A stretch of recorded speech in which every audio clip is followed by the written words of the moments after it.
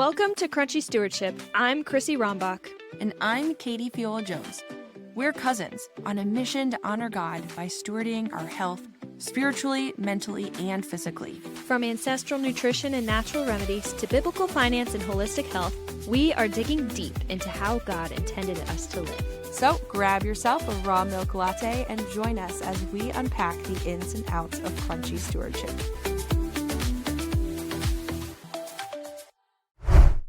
Hey guys, welcome back to another episode of Crunchy Stewardship. We are excited that you have joined us today for this.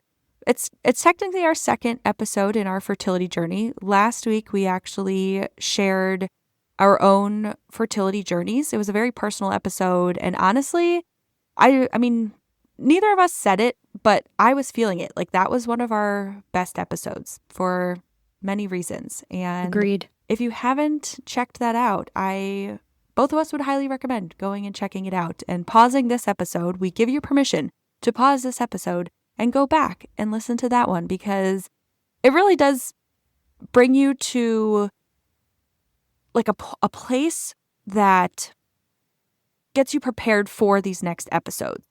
Because what Chrissy and I are hoping to do with this episode, which we will be talking about female fertility, and then in the next episode, we want to talk about male fertility. And then we want to go through a series of talking about all of the challenges that we face today, like just things that are disrupting our fertility. And so we're going to go through a bunch of different endocrine disrupting items that we can be aware of and ways that we can improve our fertility. And that's what we want to do, because Chrissy and I have experienced fertility challenges ourselves, and we hope to bring wisdom and knowledge to those who are struggling with fertility, or if you just plan to be pregnant one day and you're not necessarily near that, but want to be. These are things you can be working on today to improve your fertility.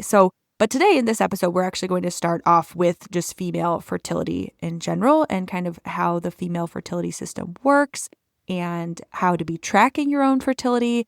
So that way, as you get ready to become pregnant one day, you can then go and enhance it through all the episodes that we're going to share and how to like boost your fertility from what we've learned. Again, Chrissy and I don't pretend to be experts. However, today I do believe Chrissy is going to be basically like our health teacher and explain all of the anatomy of female fertility and different ways to track it.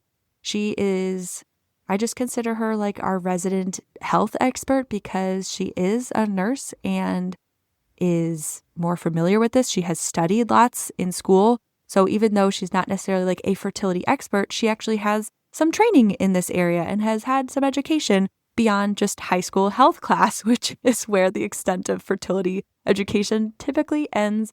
And I am just someone who likes to learn a lot of stuff and present you with the things that I have learned. I often don't do that very eloquently with big fancy words. And so I often try to explain things that maybe make it more confusing for you to understand what is actually happening. I definitely get blank stares from people who are like, wait a minute, what? And I'm like, I'm really trying to make this easy, but maybe it's not working. But yes, so before we jump into our actual episode here, we are going to kick it off with our random revelation of the week, which is going to be brought to you by the lovely Chrissy Rombach. Ready? Take it away, Chrissy. Thanks, Katie. Well, I will do my absolute darndest not to use really big fancy words, because I'm going to be honest. When I was reading back through my anatomy textbook from college to prepare for this episode, there was a lot of words in there that I had kind of forgotten even existed. They're just like not really talked about when you're talking to the general public. And I have mostly been considered general public when it comes to fertility conversations, because yes, I'm a nurse. Yes, I studied the reproductive system in nursing school. Yes, I did have a whole semester about pregnancy and birth and everything like that. But also, I work with old people. And my 80-year-old grandmas who fell and broke their hips are not having babies. Some of them are concerned with still practicing having babies. But most of them, well, no, all of them are not having babies. So. Most of them. I mean, unless anyone decides to pull a Sarai. But I don't see that happening nowadays. Anyways, our random revelation this week, I decided, was actually going to coincide with the theme of today's episode. Because as I was studying, I just have to do a little shout out to Dr. Mark Taylor at Baylor University. He was my anatomy professor, and I love the man to death. And let me tell you, reading through his textbook again really just made me love him even more, because he just provides the randomest little tidbits of information of like, did we really need to know that? Probably not. But is it interesting to know that? Absolutely. And so, let's see, there's a few little fun facts that I saw when I was reading in the textbook today. And I'm just going to say the one that's like super out there and kind of wild that is really like, did we really need to know that? I don't know. But according to Dr. Mark Taylor at Baylor University, in his textbook, he made it clear that God created pubic hair to reduce the friction in between a man and a woman during intercourse. What? And that is my random revelation of the day. Christina, oh my goodness. Oh, Slightly that's relevant, wild. That but not really is really. wild. It is, and it's kind of funny because even in the textbook, it's just like one random sentence in the middle of this paragraph about female anatomy. And that's it. I don't know, but I'm sure a lot of people listening, including myself, to this conversation right now feel slightly uncomfortable by that random revelation of yours. And Yes. thank Indeed. you for that. You're welcome. You know, it's important because God created the human body perfectly and beautifully, and there is no part of the human body that does not have a purpose behind it. And that goes in every single part of the human body. So there you have it. But let's get down to the actual process of female fertility. So as many people know, men have a daily cycle.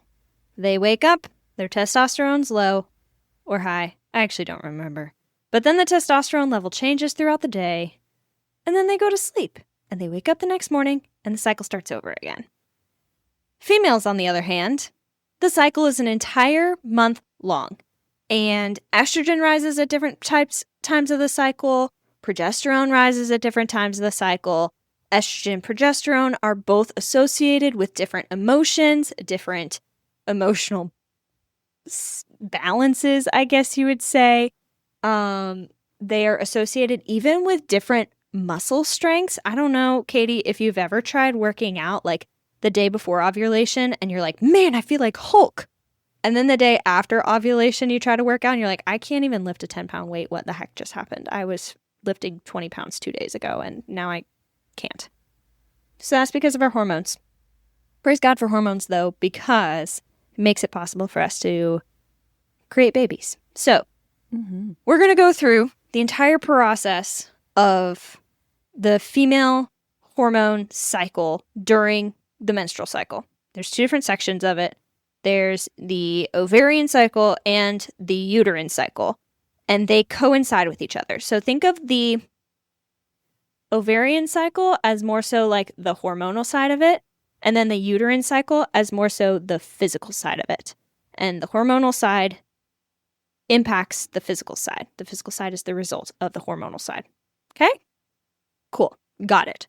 First things first. So we are going to start from the beginning of female fertility. And that begins at 8 weeks of gestation of a female embryo. And at around 8 weeks gestation, the ovaries in a baby girl begin to develop. And so that's one of those things that is really beautiful. Like, God starts creating the next generation of life in the baby. And it's actually wild.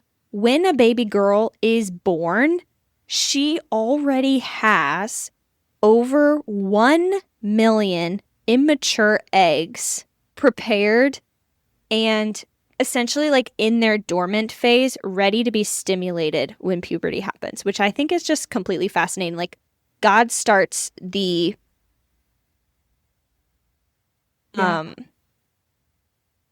of like the next generation of the next generation. Pretty much. It's like the next generation is being started while the next generation is growing in the womb, which is wild to think about. So anyways.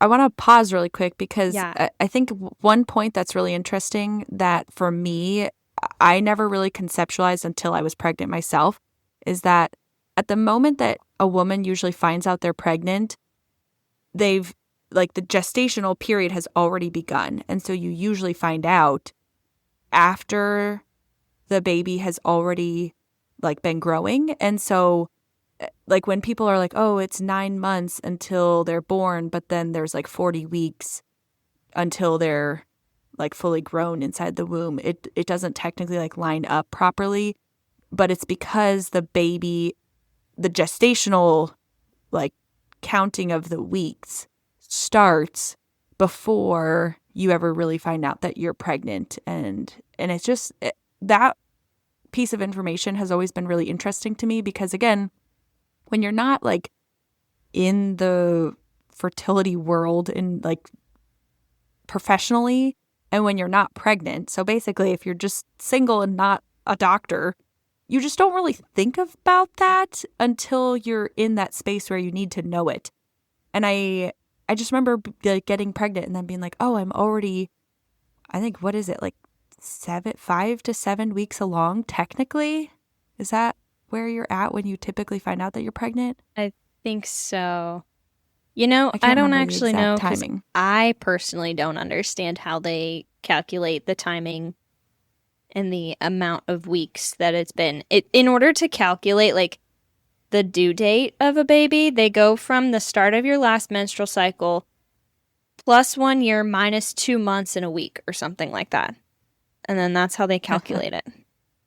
Which it's fascinating because life starts like before the baby has even like been born. I don't know. It's just really beautiful. So yeah. I had to pause and say that. Yeah. So anyways, after a girl starts puberty, she begins having menstrual cycles every single month until from age between 10 to 15 until age 45 to 50. And each month, a few of those 1 million immature eggs are prepared, and most of them die off, honestly, before they even get to do their thing. So we're going to go through that entire process. I'm going to try to simplify it as much as possible, but at the same time, I think it's important to know the ins and outs of it so that you can understand like what's going on inside your body throughout the month. Why do you feel what you feel? So day 1 of the cycle is the beginning of menstruation. You start your period. And for most women, it's kind of the worst day of the month. You never want to have a big presentation or a hard conversation because emotions are all over the place. Usually there's a little bit of abdominal pain. And it's just not a fun day. And the reason emotions are all over the place because it is a total, utter crash of all of the hormones. Pretty much at day 1, all the hormones are about as low as they can go on the chart of hormone tracking. So when that happens, that crash of hormones of estrogen, progesterone, stimulates your hypothyroid to release gonadotropin stimulating hormone, which then stimulates the pituitary to start releasing follicle stimulating hormone. That follicle stimulating hormone goes to the ovaries and tells them, hey, time to prepare for the next cycle. So the ovaries start to mature multiple different eggs, usually maybe 3 to 5 or so. And as that follicle stimulating hormone stimulates the follicles that these eggs are growing in, they get bigger, they start to release estrogen. And so that's why in this beginning part of the cycle known as the follicular phase, which is the growing of follicles in the ovaries, the follicles are releasing estrogen as they are growing. So you're going to see a rise in estrogen, which usually comes along with a rise in energy, a rise in happy emotions, a rise in physical strength, usually a rise in libido also. It's kind of like the prime of the month for most women. It's a great time, I have to say. Now, of those few follicles that are stimulated and growing, one is dominant. And that one dominant one is towards the end of the 8 to 10 days of this follicle growth stage. That one dominant one continues and the non-dominant ones die off. Mind you, in the middle of this, you are bleeding for about 5 to 7 days-ish on average. Really depends on the girl, though. So, the primary follicle, the dominant one, continues to grow, continues to release estrogen. Now, when that estrogen gets high enough, it then stimulates back to the pituitary to release a hormone called luteinizing hormone. That luteinizing hormone, well, actually, it stimulates the release of more follicle-stimulating hormone and luteinizing hormone. So you'll see a spike in both after the spike of estrogen. So estrogen rises super high and then drops. And when it drops, the luteinizing hormone and follicle-stimulating hormone increase, which then tells the ovaries to release that mature egg in order to go into the reproductive system. So after the egg is released, the egg leaves a little, I'm going to call it a scar, so to say, on the ovary. And that scar is called the corpus luteum. So this ends the follicular phase of the cycle and starts the luteal phase of the cycle.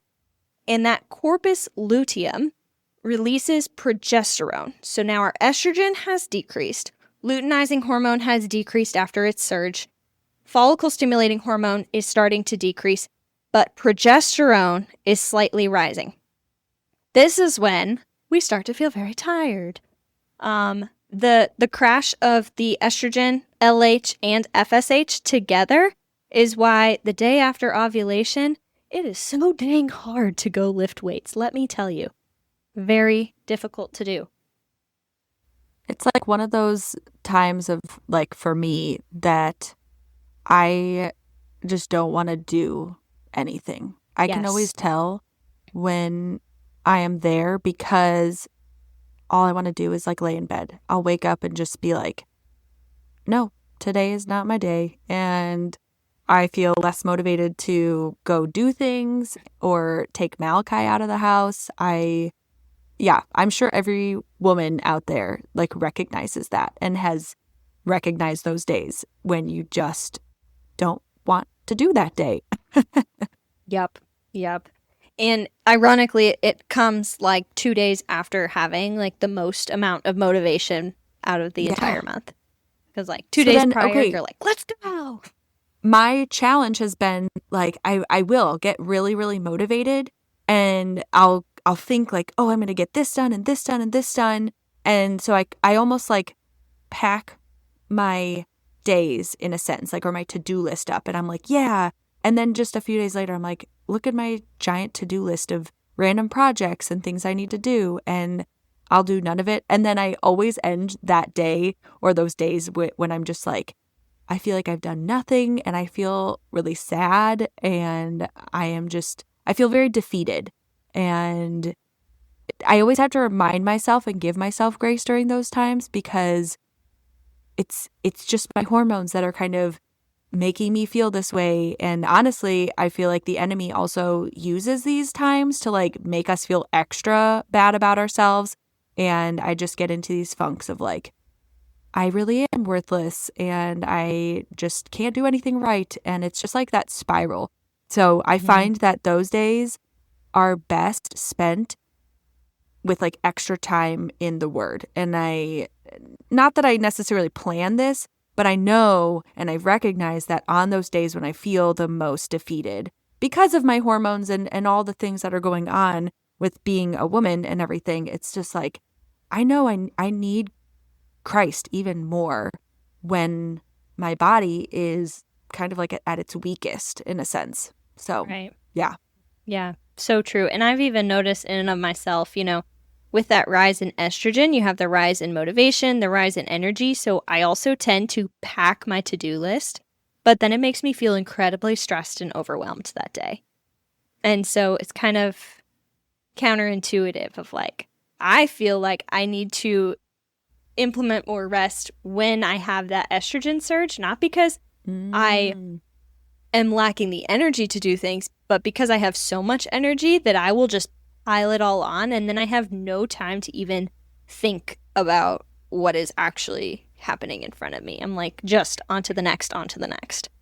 So I think everyone manages their emotions and hormones differently throughout their cycle. But I do want to continue with finishing out the menstrual cycle real quick. So we have the corpus luteum that's releasing progesterone. And as it releases progesterone, slowly but surely, progesterone is going to rise in the bloodstream. This rising of the progesterone encourages the lining of the uterus to proliferate, which means to grow a little bit and create, essentially, I think of it as like a warm, cushy bed for a nice little egg to rest. Because if the egg is fertilized within the 1 day after ovulation, an egg actually only survives about 24 to 48 hours after ovulation. After that, the egg dies. But if it is fertilized after that 1 day after ovulation, then it will implant into the endometrium, which is the lining of the uterus. And when it implants, it secretes a hormone called human chorionic gonadotropin, which stops the hypothalamus from releasing gonadotropin-releasing hormone, stops the pituitary from releasing luteinizing hormone and follicle-stimulating hormone, and then tells the corpus luteum to stick around and continue creating progesterone until the placenta is able to form and then takes over, creating the progesterone. Now, if fertilization does not happen and the egg disintegrates, then eventually, towards the end of the follicular phase, so we're nearing days 20, 21, or rather 24, 25, 26, 27, 28 of the menstrual cycle, the corpus luteum starts to disintegrate and turns into the corpus albicans. And when it does that, it actually turns from a yellowish color to a whitish color. That's why it's called the albicans, because it's more of a like white color. When it does that, it starts to secrete less progesterone. And as the progesterone levels decrease in the body, that decrease in progesterone stimulates the shedding of the endometrial lining, which starts your period and then stimulates your hypothalamus to then release GnRH, which then stimulates the FSH to start again, which then stimulates the estrogen to start again, which then stimulates the LH and the FSH again, which then stimulates the progesterone, and it just continues to be a whole cycle. So it's like a giant reset button. Pretty much. And it's really beautiful to see that, like, God created the female body so intricately connected that, like, our pituitary and our hypothalamus and our ovaries, and quite honestly, there's so many more hormones and glands that go into that impact fertility. For instance, like estrogen is like blood sugar sensitive. And so now we're talking about insulin, the hormone insulin, and the pancreas. Well, estrogen is also and I think progesterone also are also fat soluble hormones. So now we have to look at, okay, well, how much fat do we have in our body and what is causing this collection of fat? Oh, wait, that goes back to insulin also. And so it's really, and another thing, cortisol, which is our stress hormone that's released from the pituitary. I don't actually remember what gland releases cortisol. Oh, no. Me either. It's the adrenal gland. Hello.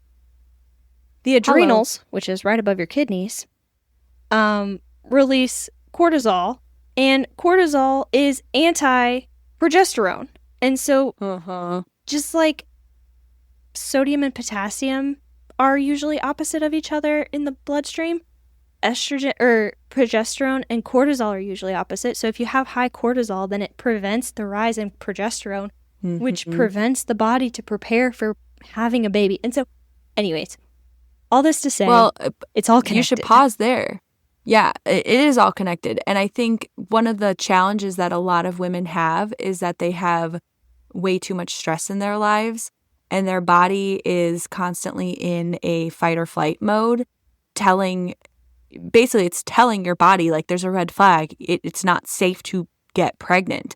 And there's a lot of, professionals out there who kind of talk about the fact that women who work are often exposed to a lot more day-to-day stress, which then releases all of those stress hormones. And then it's telling your body, like, it's not time to get pregnant. It's not a safe space. We need to kind of calm ourselves down and be safe. And so it's one of those things that I remember this conversation that I had with a very sweet lady at my former church, who the moment that I did get pregnant, one of her comments to me was something along the lines of, "Oh, see, all you needed to do was just relax." And it was just one of those moments where I know she was very well intended in her comment, or maybe she wasn't. I don't know. I like to think that she was well intended in her comment, because I felt like in my situation, there was a lot more factors, but sure, yeah, maybe stress was one of them. And especially as you're trying to get pregnant, I feel like stress just increases over time because you're like, why is this not happening? Why is this not happening? And you just start to ruminate on the fact that it's not happening. And then stress just increases and cortisol increases. And it's just like, yeah, now your body is kind of in this cycle of, it's not safe for a baby to be born here. And I don't know, it's very interesting. And so if you feel like, if you're listening and trying to get pregnant and it's not happening, consider the stress that is in your life that may be impacting it. Kind of interesting. Is that the end of your anatomy lesson? That's the end of my anatomy lesson, but you just made me think of two things. So the first thing is one thing that just irked me. When I went to my OB last year, maybe 6 months ago, I told her that when I got my labs done, my cortisol was high and that I'm working on decreasing my cortisol by incorporating extra prayer throughout the day, extra time in the Word. Well, I didn't actually tell her that. I said meditation because, I don't know. Doctors sometimes just look at you weird. If you say, yeah, I'm praying a lot in order to get pregnant, they're like, okay, whatever. Anyways, but that's not the point. I said that my cortisol was high, and she was like, yeah, well, people have been stressed for generations and they've still gotten pregnant, so I don't really think that's a big problem. And I was like, yeah, well, 200 years ago, the cortisol that was released was when they were quite literally being chased by a bear.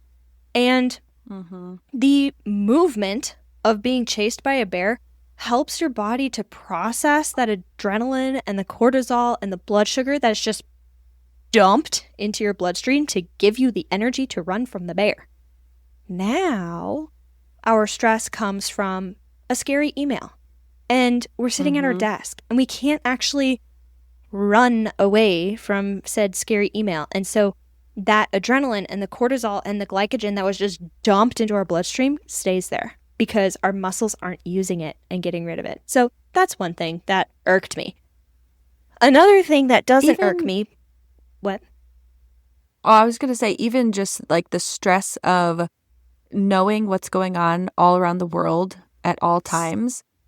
Like people even just a few decades ago did not have that knowledge that we have. We literally can find out what is happening in India, like in any tiny town of the world, like in India and across the seas in Africa, like just all over. You can constantly know what is happening in all these places.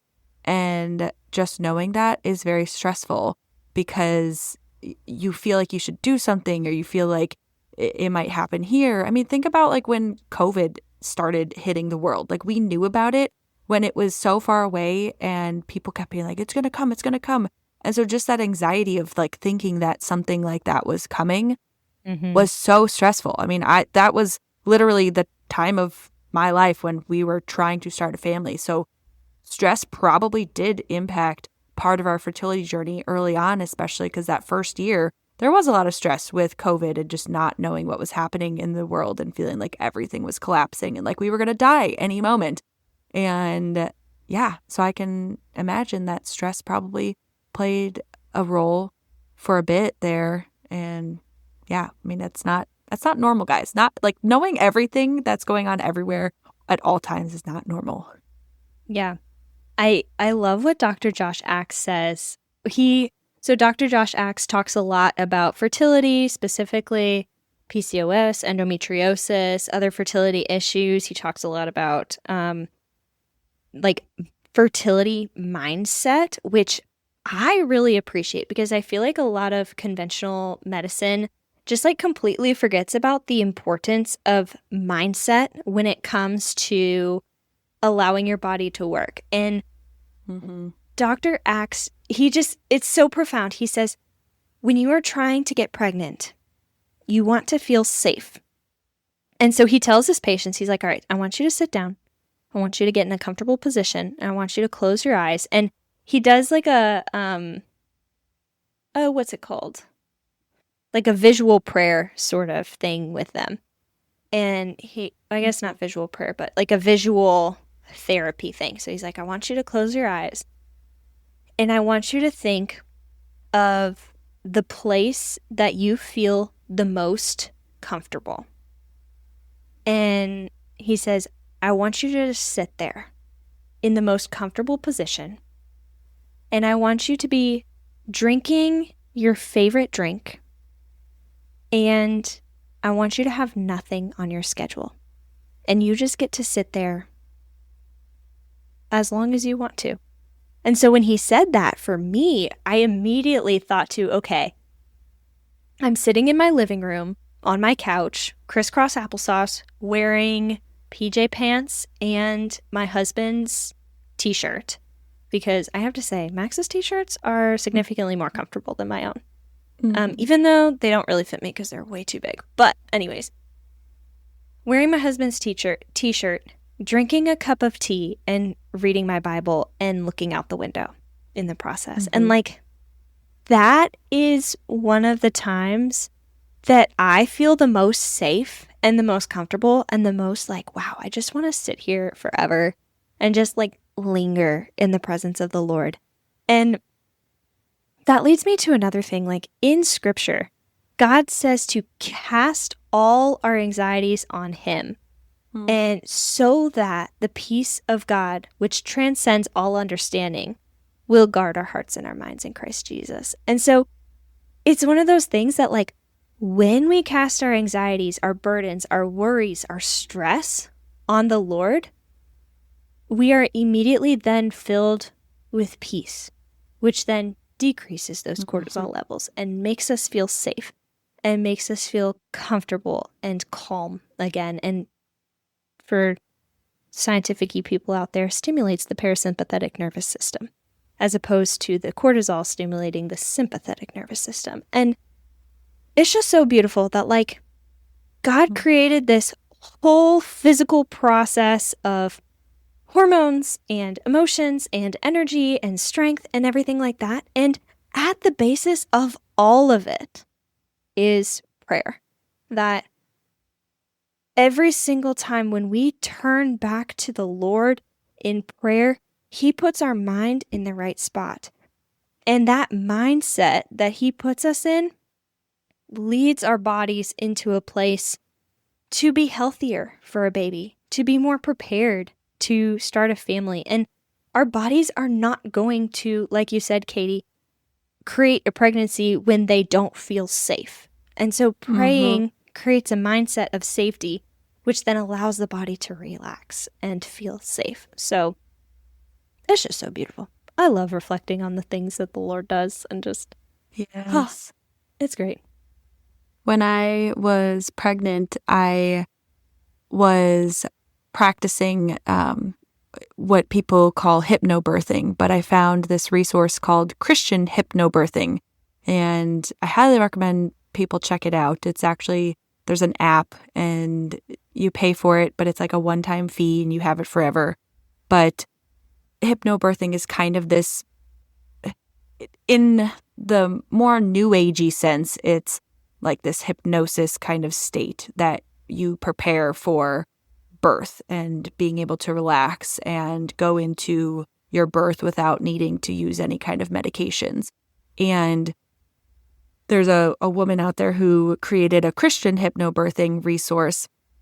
And a lot of it is a visualization and prayer and meditation. And she goes through and reads all of these promises from the Lord, and you just sit and listen to it. And so on a daily basis, I would practice for at least 10 to 20 minutes every day, and visualization was a big part of that. And so when you're talking about how Josh Axe brings in those like visualization kind of exercises, I think back to the hypnobirthing thing that I would do in my visualization place, because she would kind of say the same things, like go and like think about sitting in your favorite place and like just everything is perfect. You have nothing on your agenda. You just are there and you're with the Lord and you're just soaking in His presence.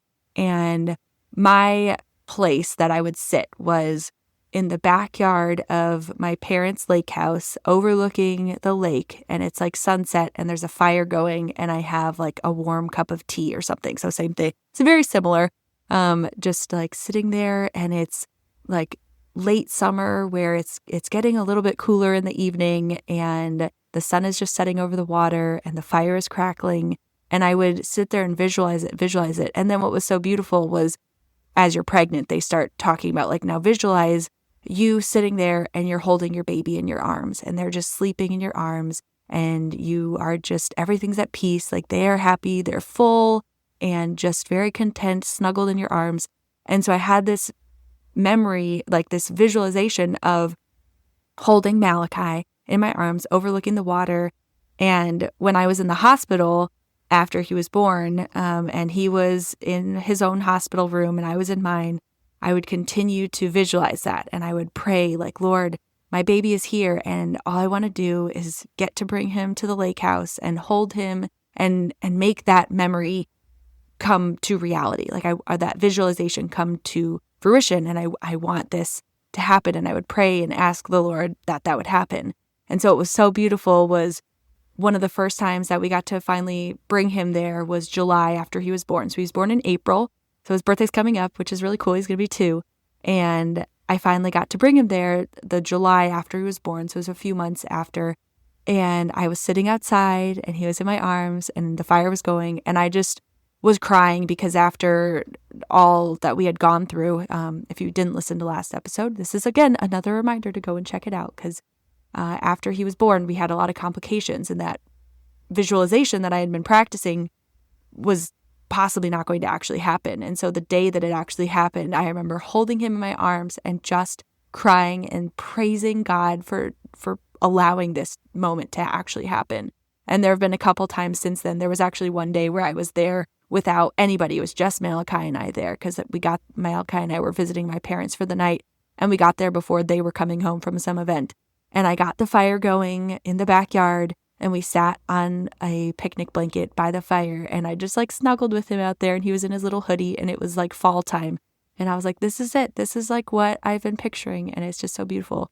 And I just like, every time I think about that, I'm like, praise you, Lord, for this. This is so sweet, and it's what I've been praying for the whole time. So yeah, it's really cool. It's beautiful how God allows our bodies to work so perfectly in sync. And I know Chrissy and I have talked about this before, but you would have to have a lot of faith to not believe that there is a creator out there who purposely put everything into place to just so specifically work together. I mean, just how like intricate the whole process is to bringing life into the world is just crazy to think that it all happened by accident. And it is just insane to think that people don't believe that there's a God out there who created everything, because everything is so intricate and specific. But I think let's like move into that next phase of our episode where we kind of talk a little bit about like how we can actually track our fertility, because there are definitely ways that we can do that, and we want to be doing that, especially if we are trying to get pregnant, or honestly, if you're not trying to get pregnant. There's a whole, you could use these systems to like reverse and like figure out when are your cycle, like where are you at in your cycle, so that way you don't get pregnant if that's what you're trying to do. So, what am I going to call you? Anatomy teacher Chrissy, will you take us on to the next phase of our lesson today? Yeah, well, before we do that, I actually wanted to touch one more on like the goodness of God, specifically in relation to the creation of life. Because looking at the female reproductive system, there are so many barriers that are designed to keep the woman safe. And unfortunately, these barriers are not ideal for sperm. And so I'm just going to go through them real quick, and it's quite fascinating. So first off, the inside of the vagina is actually very acidic because the vaginal opening is the only part of the body that is actually open from the outside to the inside. It opens to the cervix, then to the uterus, then to the fallopian tubes, and out to the abdominal cavity. It's not a closed system. So actually, fun fact, that's why with married couples, if they've been married for a long time, they can actually, over the years, find an increased amount of the man's DNA in the female's brain, because the female reproductive system is not a closed system. Fun fact. There you go. And so the inside of the vagina is very acidic, which helps to kill any sort of bacteria or virus or anything that would try to get in there, and it protects the female. But at the same time, that acidity kills sperm. But the beauty is, as the coolest thing, I just think this is so fascinating. So as a woman gets more excited during sex, the cervix secretes lubricant that makes the vagina less acidic and more basic. So it increases the pH of the vagina, and specifically orgasm increases the acidity of the vagina, or increases the pH of the vagina even more, which decreases the acidity, which creates an environment that is more suitable for sperm to survive. First off, that's just fascinating to me. Second off, as soon as that sperm is released into the vagina, it solidifies and creates like a little solid pocket around the end of the cervix, and then slowly but surely liquefies. And as it's liquefying, it stimulates the uterus to contract, which essentially like sucks in the sperm into the uterus. So that's another thing. And orgasm helps to do that. Orgasm is also like the contractions of the uterus help to suck in the sperm into the uterus. So cool thing. That's wild. Another thing that is wild that you're like, okay, how in the world does fertilization even happen is when the male ejaculates, he releases about 3 to 4 million sperm cells into the female body. Only about half of them make it past the cervix because the vagina is acidic and kills a lot of them. But then they have to swim all the way up into the fallopian tubes. And most of them die in the process. And also there's 2 fallopian tubes, but only 1 egg. And so half of them that are alive by that point even go into the wrong fallopian tube. Mm-hmm. And so by the time any of the sperm even reach the egg, you only have a couple thousand left, which out of 3 or 4 million is like a super low chance of survival. And then from there, like multiple spermies all have to work together to break down the egg wall, because the egg is like an impenetrable thing, because God created it to be impenetrable to any sort of bacteria or virus or pathogen that could destroy it. And so then the sperms have to fix that or get through that. So that's another one that is super cool. Also, so they're like working together, but then only one of them kind of like wins. Yes, it's actually kind of cool. I'm going to get on my science soapbox real quick. So all the sperm are working together and releasing proteins to break down the egg wall. As soon as that egg wall is broken down, the first sperm to connect, the sodium channels in the cell membrane of the egg depolarize, which immediately blocks any of the other sperm from allowing to go in, allowing them to come in. And then as the one sperm is there, it then releases calcium ions into the egg, which then creates like a water bubble around that egg, which then forces all of the other sperm to like detach from it. And it creates like a little moat around it, and then they become one cell. It's so fascinating, Katie. Oh my gosh. I love anatomy.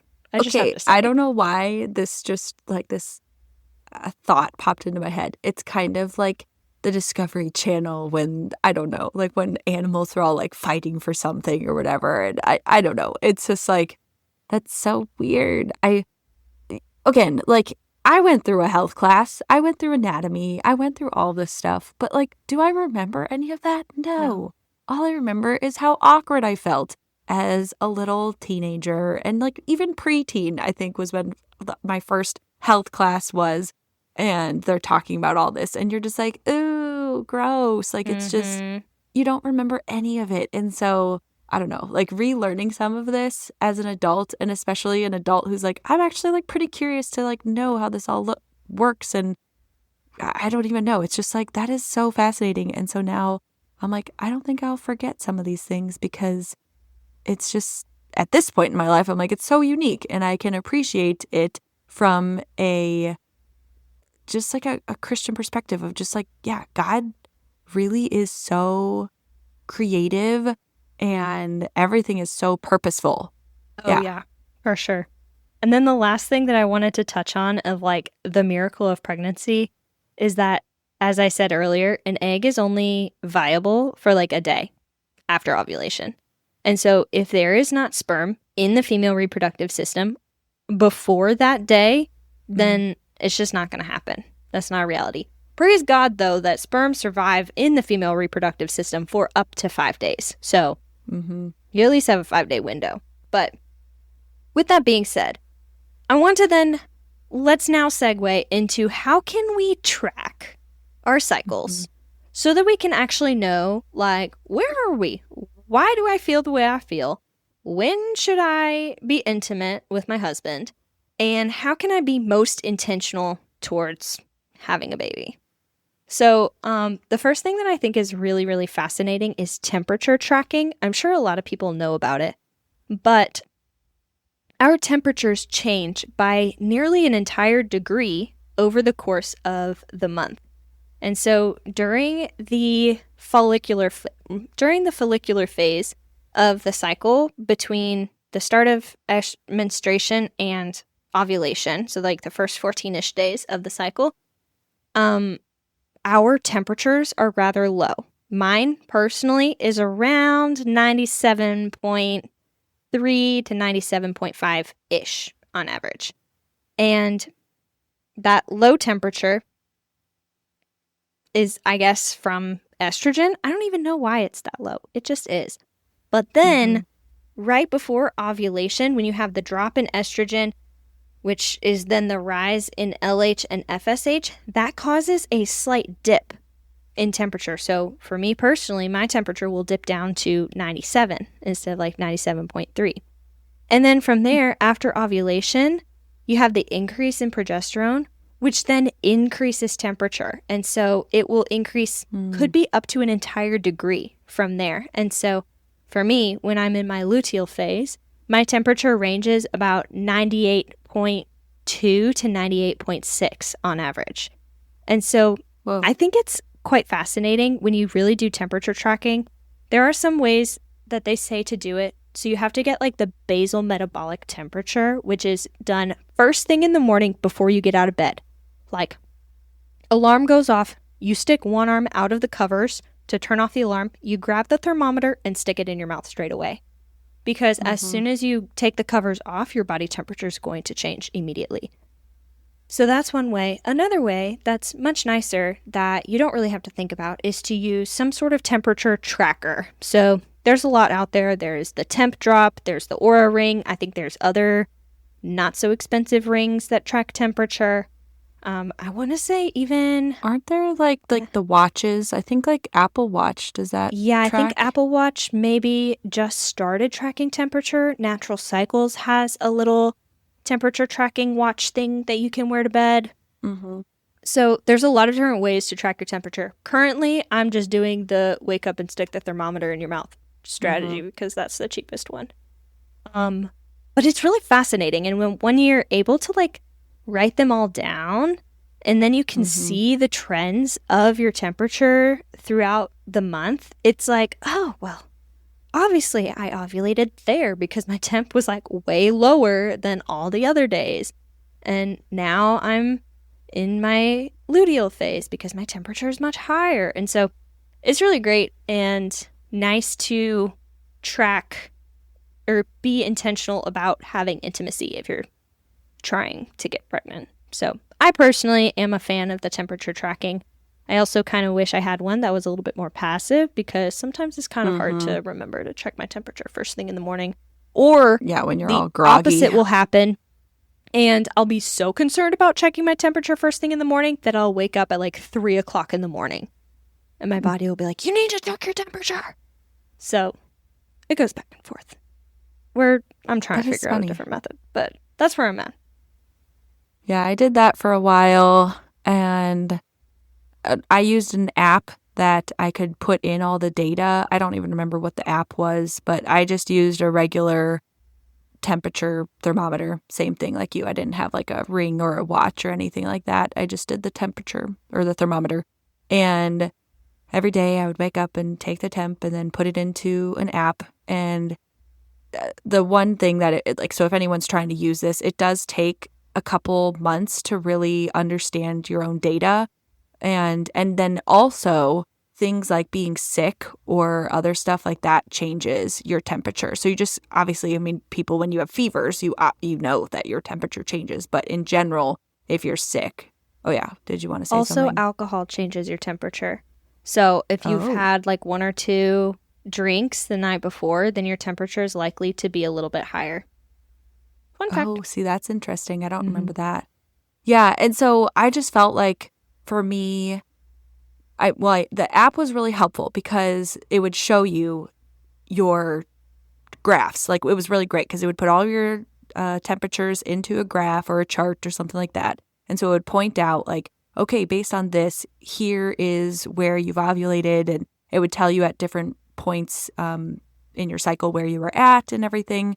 And so it does take a little bit of time to get to a place where you can understand it and know where you're at in your own cycle. So, and actually, interestingly enough, I had not heard of temperature tracking until I think it was like the first year of marriage. And then my friend told me that she was actually using it in the opposite way. So she was using it so that her husband, like that her and her husband would not get pregnant. And so she would know at what point she was at in her cycle so that they wouldn't be intimate, so that they wouldn't get pregnant. And so she actually used it in the opposite sense. And it works that way too. So, yeah.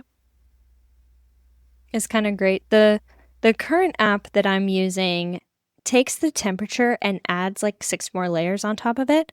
So I found a new hormone tracking app / machine thing. It's called Inito. This is not sponsored, but if Inito wants to reach out to us and sponsor, that'd be great. Just a side note. But what I was saying is, every morning, or at least the mornings around ovulation or days after ovulation, I will do a urine sample, and there's a little like machine thing that I stick onto the top of my phone and then put the test strip into this little machine thing, and it reads the test strip and will give me my estrogen level, my follicle stimulating hormone level, my luteinizing hormone level, and my progesterone level. And so over the days, I can see the trends of all of my hormones, which is so nice to be able to see, like, okay, am I even ovulating? If I am, then I should be seeing that progesterone rise. If I'm not seeing that progesterone rise, well, let's go back. Are we seeing an estrogen rise? Are we seeing an LH surge? Are we seeing all of these things that go along with the entire menstrual cycle? And it's so great because I can then also input my basal metabolic temperature, or BBT, basal body temperature, I think is actually what it is. Mm-hmm. And then I can also implement what kind of exercise I'm doing that day. If there was anything specifically stressful, if I had like a presentation or a test, or if I was traveling or something like that, I can input any sort of physical symptoms like breast pain, breast tenderness, abdominal pain, cramping, headache, nausea, constipation, like all of these things, because all of those can be impacted by our cycles. And then I also input my emotions, which personally I find very difficult because there's only like 11 emotional states available on this app. And stressed is not one of them, and annoyed is not one of them.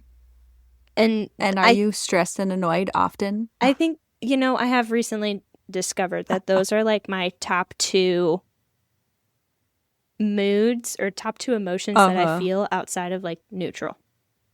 And so sometimes I don't really know what to put. So I end up just putting like happy and calm all the time, or sometimes just calm, because most people don't notice that I'm annoyed, because I kind of keep that one in. But anyways, irritated is an option, so I could use that, but I feel like annoyed and irritated have a little bit of a different connotation. Anyways, I digress.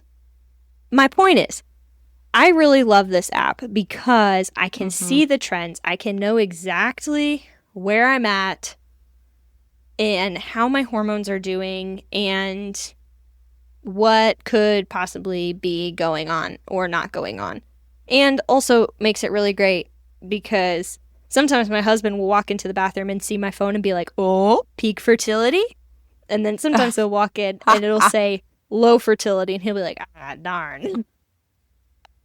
It's really funny. It is really funny. But yeah, so I really like the Inito app. It's proven, I've only been using it for like 1 month so far, but it's proving to be really great and helpful, and I appreciate it. Yeah, having a lot of data is really good. I ended up, so I did the temperature thing. I also used just a traditional, really simple LH ovulation test. And those are basically, they're very similar to pregnancy tests where you just like pee on a little strip too. And I think it just changes. I think the one that I got, it literally just changed colors. And it was like, actually, I did. I had to, no, I'm really forgetting. I just remember it was like these little strips and I had to like pee on them. And then I think I put them in something, and then based on what color it changed, then it would tell me something. I don't really remember. It's so funny now. My LH test strips that I used were very similar to a pregnancy test, in which it was just the 2 little lines. And if the LH was there, you had 2 lines, and if the LH wasn't there, you only had 1. And so the LH would surge like about the day before ovulation, and so it would say, "Hey, have fun today." So have fun. Yeah, it was. I got the really, really, whatever it was the cheapest one at like Walgreens, and there was a big box of strips. And yeah, I don't remember too much about it. I had a love-hate relationship with a lot of the testing. I shared a little bit about how at a certain point in our fertility journey and just getting pregnant that I just kind of got into a state of depression and a lot of stress over it. And so I realized that I just had to stop tracking everything. And so for a while, I love data. I'm like definitely a data nerd. I love spreadsheets. I love seeing things and having the information. And I feel like for me, it's like one of those things where I'm like, knowledge is power. And I don't know. I had too much knowledge and it stressed me out. And I just kind of had to stop and just let it all go. And so I did a lot of stuff in the beginning, and then I kind of let it go, and then I kind of picked it back up, and then I let it go. And then, yeah, so it was an on and off thing for me. And I think, this is just a reminder for everybody out there that if you do feel like it is producing a lot of stress and anxiety in you, again, remember the cortisol is like an enemy of fertility. And so just feel free to stop.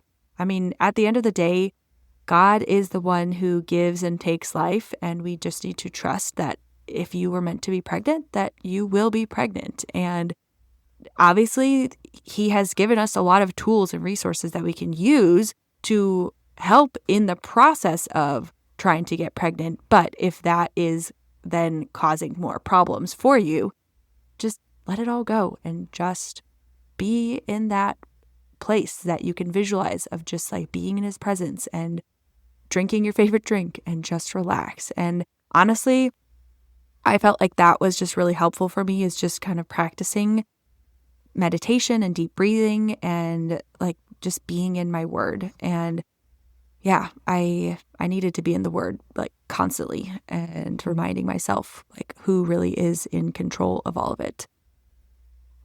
Yeah. That is one thing my naturopath actually recommended when we started working with him. He said, "I know you've been tracking your cycle for about a year, but I want you to stop, and I want you to just not even think about it. Just enjoy, and enjoy when you feel like enjoying, and just don't think about anything in regards to your cycle." And I think that was a really good rest. It kind of gave me a lot of time to focus more on like really creating a healthy environment for any sort of future baby, and to really just enjoy life, without being like super stressed about what's next and what's going on and everything like that. And then in due time, because I also love data, it gave me the ability to slowly but surely do a little bit more research and decide to start using a new product. And I've also been taking a supplement called maca root, which is, praise God, the Lord creates endocrine and hormone balancing herbs. And so I've been taking that, and I can even see like my hormones are more balanced this month than they were last month. And yeah, it's just God is good in all of it. And there's a season for testing all these things and being on top of it. And there's a season for rest and not. And it really just depends on the person and how much you personally can handle when it comes to tracking all of it. So. Yeah. Wes had to remind me that a lot, because I would throw everything out the window and I'd be like, we're not tracking anymore. We're not going to do this. We're not going to do that. And I would just get very frustrated and angry. And he would allow me, like Wes would allow me to have my space of, frustration and anger. And then when we'd come back and have discussions about it again, he would be like, God gave us a lot of these tools so that way we could know and we could be more intentional about this. And it was just such a blessing. Wes was very steady throughout all of our season of trying to get pregnant, because I mean, he just is very level-headed, and I am very thankful to the Lord that he gave me Wes for that, because I often just go through lots of frustration myself, and he was just very level-headed with it all and just reminded me, like, God will provide. Like, Wes just always believed that the whole time. And there were moments where I was like, no, he's not. And we're just never going to get pregnant. But I remember the Father's Day before we got pregnant was kind of when I was ready to just get back to like tracking and trying more intentionally. And Wes was like, I don't even know. I just remember having that conversation right around Father's Day with him and just being like, I'm ready to use these tools that God has given us again and track. And that's actually when I went and bought that big ovulation kit, just the really cheapy one at Walgreens. And it was helpful. It ended up being helpful, but also it was kind of funny because with the ovulation test, I didn't think that we were going to be able to get pregnant. And at the time that we did end up getting pregnant. And it's just really funny thinking back to it because, again, God is the one who gives and takes life. And it's like at that moment in time, I was like, I don't think that we're able to get pregnant right now. And then I ended up being pregnant. And God was like, I am greater than all of these things. He obviously provided Jesus without there being a human man involved in his birth. And so God can provide babies in us today too. And in whatever way he wants to. And he does miracles all the time. We just have to be aware of them. We have to be open to seeing them and seeing the miracles that he's doing all the time. And yeah, I really think Malachi was a little miracle. And I'm sure there's probably some crazy scientific explanation on how he came to be, but it's like one of those like 1 in a million chances. I mean, Chrissy just explained that even any baby that comes to life is a 1 in a million chance, like literally. And it is just so cool that every life that comes into this world is truly a miracle. And yeah, praise God that he continues to keep the world going and keeps babies coming. And babies are such a blessing to us and to him too. I mean, he just loves every child that comes into this world. And I love that too. Praise God. I love it. Well, with that being said, I think it's a good time to conclude our episode. And I just want to remind you guys that as you are going out, as you are tracking your cycles and planning your future family and everything like that, just remember that whatever you do, whether you eat or drink, make sure you do it all for the glory of God. We'll see you next time on Crunchy Stewardship.